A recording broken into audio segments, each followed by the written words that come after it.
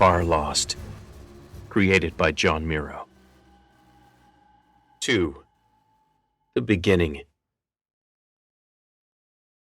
6 weeks out from Mars orbit, en route to Jupiter, HHL-6, a Hascom Corporation asset, shone like only a made thing could as it pierced the darkness, steered by the dreams of the men and women inside her protection. Despite the poetry and the idea of the ship, the reality was considerably less inspiring. It looked a lot less like a spaceship and more like an Art Deco condominium with tube-like walls someone had knocked over on its side.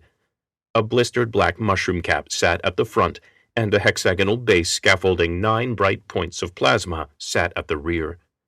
It was an ugly thing, utilitarian, built for profit, not exploration.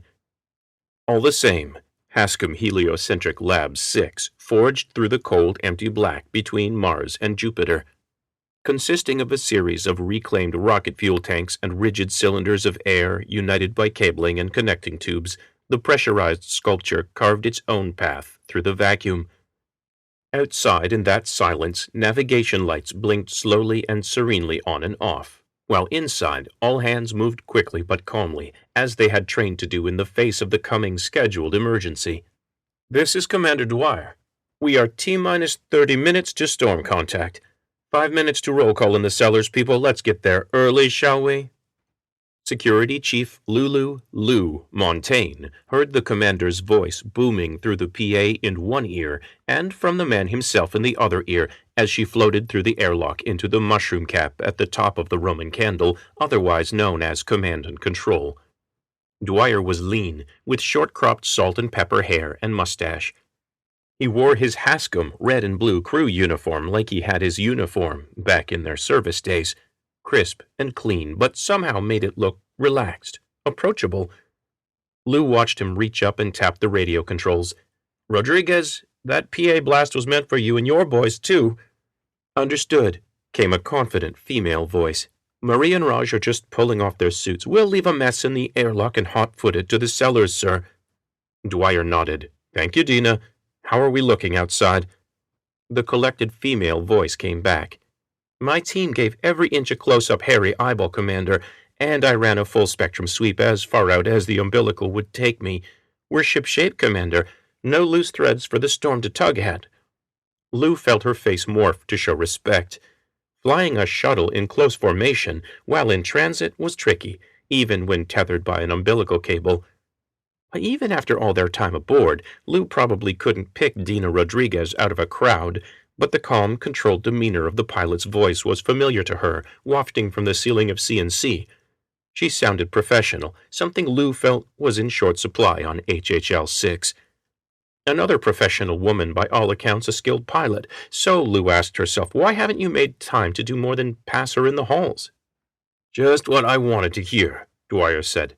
"Now get your heads down. Out." He tapped the screen again and caught Lou's eye. He cocked an eyebrow and beckoned her over. "We have a holdout," Montaigne said, tossing one informal salute to the commander and another to the lieutenant manning the sticks. She ignored the third officer floating above the large display table in the center of the room. Commander Ed Dwyer snagged a handhold to kill his momentum, then returned the salute. Rose Okoro, the dark-skinned woman sitting at the sticks, a holdover term originating with the pilot station on submarines, flashed her a warm nod. Third Officer Villanueva ignored her just as hard in return, and looked back down to the table display below him. Montaigne crossed the 20 feet of the bridge to the comm station, getting there just about the time the commander completed his zero-gravity U-turn to greet her. Dwyer scratched at the beard over his chin and watched her drift his way. "Let me guess," the man said, a wan grin reshaping his face. "Mr. Charm again?" "Call him Dr. Charm to his face if you don't want him to start listing PhDs, Montaigne said, and nodded. "He's refusing to get into a cellar until we confirm the safety protocols for his Christmas lights." Commander Dwyer's face clouded. Montaigne wasn't surprised that Beecham rubbed even the uber-mellow Ed Dwyer the wrong way. Beecham had that effect on everyone. "Protecting his precious experiment from us now? Have you or Sanders told him what happens when a body absorbs too much radiation?" Yeah, Doc Sanders waved the company bylaws at him, but he said he'd pay the infractions for the delay out of his own pocket. The boy genius is either too arrogant or too paranoid to let anyone else supervise the shutdown. Okoro flipped over backwards to face them. First Officer Chu radioing in. He's in Beecham's lab, walking him through the shutdown process. This time the jaw beneath the commander's beard clamped down. What else would my first officer need to be doing right before we're bathed in galactic cosmic radiation? He reached out for the screen beside the radio. Okoro piped up before he could engage a circuit. Sirs, we have green lights on the Special Projects Board. Beecham's prototype arrays are retracting. I have a message from engineering. First officer will observe the head count for the aft storm cellar and, She hesitated. Dr. Beecham is heading here. Lou closed her eyes. Commander, I'd be happy to forcefully escort him into one of the cellars, or maybe just uncap a cellar water shield and toss him in there. Okoro coughed into her hand, politely swallowing her laughter, but the third officer glared hard until even the camouflaged amusement was choked off. Show some respect, Nav Officer, Security Chief, Villanueva growled. Dr. Beecham's inventions have saved thousands of lives and generated billions of profit. All thanks to him being a lab geek, Lou said, wiggling her eyebrows at the third officer. His being a dick is just a bonus. Not to mention, Villanueva continued, glaring back, he's a close personal friend of VP Barkov and Chairman Goss. Commander Dwyer put a hand on Villanueva's shoulder. You're right, Arno.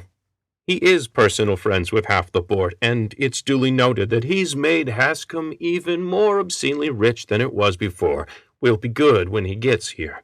Villanueva nodded hesitantly to Dwyer. He didn't look happy with his commander's response, but all the ugliness on his face disappeared once he shifted focus from Lou to the CO. Dwyer pushed himself off toward the airlock, tapping Lou on the shoulder as he went.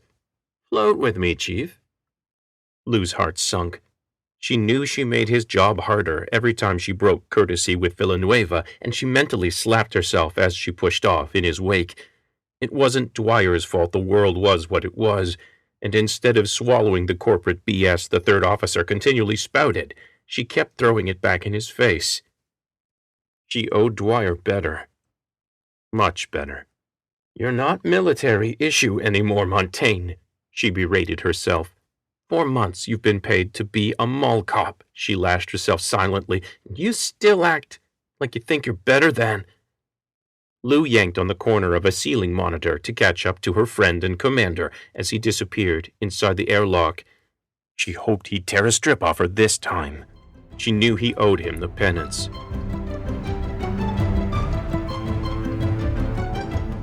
Farlost. Music by Kevin MacLeod of Incompetech.com. Learn more at servingworlds.com.